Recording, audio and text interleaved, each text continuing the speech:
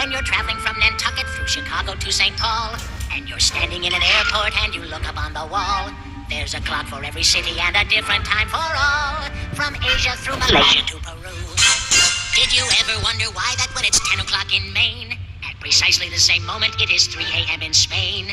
When it's breakfast time in Rome, they're having lunch in the Ukraine, and it's supper up in Upper Kathmandu. If the Earth were spinning faster as the sun is going past her, then a day would only be an hour long. And school, when they begin it, would only last a minute before everybody has to run along. All right!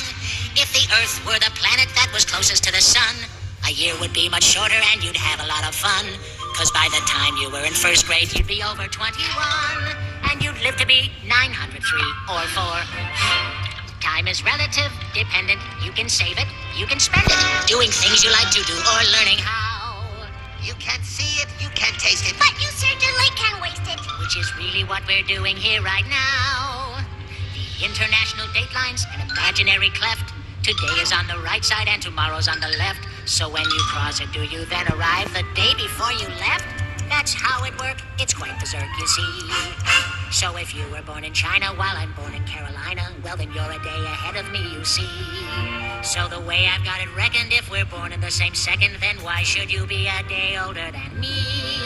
But it really is no miracle, that difference in our birth. Because the world is spherical, that's why around the earth there's always different times for Moscow, London, Boston, and Fort Worth. And that's the way it's always gonna be.